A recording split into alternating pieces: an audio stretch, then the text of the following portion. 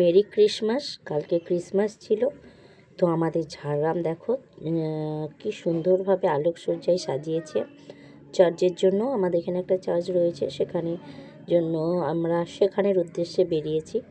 তো যাচ্ছি, গোটা রাস্তাটায় আলোয় আলোয় সাজিয়েছে, খুব সুন্দর লাগছে। আর এত প্রচণ্ড ঠান্ডা, মাই গড। চলো, আমিও ভাবলাম এই সুযোগে একটু ভিডিও করে নিই। তো এই হচ্ছে এন্ট্রান্স, এইসবে ঢুকছি, ভেতরে ঢুকছি। চারিদিকটা দেখো বন্ধুরা, কত সুন্দর সাজিয়েছে, জাস্ট অসাধারণ, খুব সুন্দর। কিছু কিছু ক্লিপ নিতে পেরেছি, আর কিছু কিছু জায়গায় এত ভিড়, মানে সেগুলো ভিডিও ক্লিপগুলো নেওয়াই যায়নি, সম্ভব নয়, মানে নিতেই পারিনি ভিড়ের ঠেলাঠেলিতে। আর কিছু জায়গায় একটু ফাঁকাফুঁকি করে গিয়ে মোটামুটি শর্ট কিছু নিয়েছিলাম। তো এখানে হাজব্যান্ড ছেলেকে ধরে আগাচ্ছিল, আর আমি পেছনে ভিডিও শ্যুট করতে করতে যাচ্ছিলাম। আমি বললাম আমি একা কেন দেখব, তোমাদের সকলকে একটু দেখাই, ওই জন্য আমি একটু ভিডিও ক্লিপ করে নিলাম।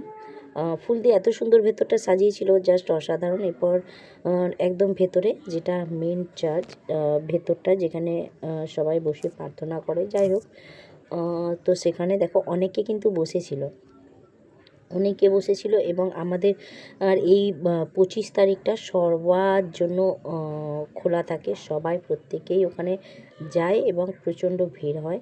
সাথে একটা মেলা হয় খুব ছোট্ট করে, বাচ্চাদের কিছু জাম্পিং জাপাং এই সকলও কিছু থাকে।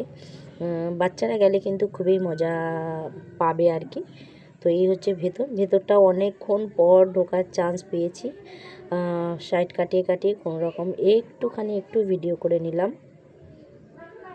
সামনে যাওয়াই যাচ্ছে না, আমি ক্যামেরাটা দেখছো জুম করে, ওখানে যীশু খ্রিস্ট আছেন, ওনাকে দেখালাম। তো এখানে আমিও কিছুক্ষণ বসেছিলাম, আমরা একটু বসি, বেশ ভালো লাগছে, এরম জায়গা খুব ভালো লাগে বসতে। আর সাজানোটা দেখো কি সুন্দর সাজিয়েছে, চারিদিকে রং বেরং এর ফুল, লাইটিং, সত্যি খুব ভালো লেগেছে সাজানোটা। আর মেলা তো আমার খুবই প্রিয়, সবাই জানো। এখানে ছোট্ট একটু মেলাও বসেছিল, একটু ঘুরেছি, কয়েকটা দোকানও ছিল, ঘুরে ছেলে আবার ফুচকা খেলো, ফুচকা টুচকা খেয়ে আমরা এলাম। আর একটু ঘুরতে ভালো লাগে, সব সময় ঘরের মধ্যে দেখো থাকতে বন্ধুরা ভালো লাগে না, মাঝে মধ্যে একটু যদি বাইরে ঘুরতে যাওয়া হয় মনটাও ভালো লাগে, এবং ফ্যামিলির সাথে সময়ও কাটানো হয়। এমনিতেও সাধারণত ফ্যামিলির সাথে সেরকমভাবে খুব একটা সময় কাটানো হয় না, সব সময় হাজব্যান্ডও ব্যস্ত থাকে।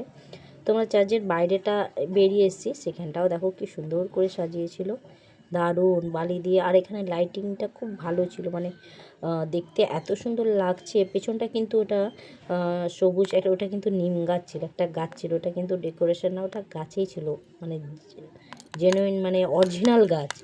তো তারপরে আমরা যে বাইরেটা বেরিয়ে এলাম, দেখো আর কিছুক্ষণ থাকতে যাই ওখানে, যেহেতু প্রচণ্ড সরকার বাবু, আমারও ঠান্ডা লেগেছে, ছেলেরও দারুণ প্রচণ্ড ঠান্ডা, সত্যি ভীষণ ঠান্ডা। তো বেরিয়ে এলাম, রাস্তার ধারেও দেখো এরমভাবে সাজিয়েছিল, চার্চের বাইরেটাও খুব সুন্দরভাবে সাজানো ছিল, ভেতর এবং বাইরে চারিদিকেও। এবং সবাই এখানে প্রার্থনা করে, অনেকে মোমবাতিও জ্বালিয়েছে, এই যে দেখতেই পাচ্ছ, সবাই এখানে নিজেদের কামনা জানিয়েছে, এবং অনেকেই মোমবাতি জ্বালিয়েছে। বলে নাকি চার্চে এলে মোমবাতি জ্বালাতে হয়, বাট আমি জ্বালাইনি গো, আমি মোমবাতি নিয়ে যাইনি। তো আমাদের ঝাড়গ্রামের চার্চটা কেমন লাগলো, সাজানোটা কেমন লাগলো বন্ধুরা জানিও। কে কোথা থেকে দেখছো আমার ভিডিওটা সেটাও জানিও, তোমরা কে কে ঘুরেছো এবং কে কিভাবে এনজয় করেছো সেটাও কিন্তু জানাতে ভুলবে না। তো ঠান্ডার মধ্যে বেরিয়ে চলে এলাম, এরপর আমরা একটু খাওয়া দাওয়া করে বাড়ি চলে যাব। আমি আমার ছেলে একটু রাগ হয়েছে, আইসক্রিম খাবে, ওকে আইসক্রিম খাওয়ানো হয়নি, ঠান্ডায় যেহেতু কাশি।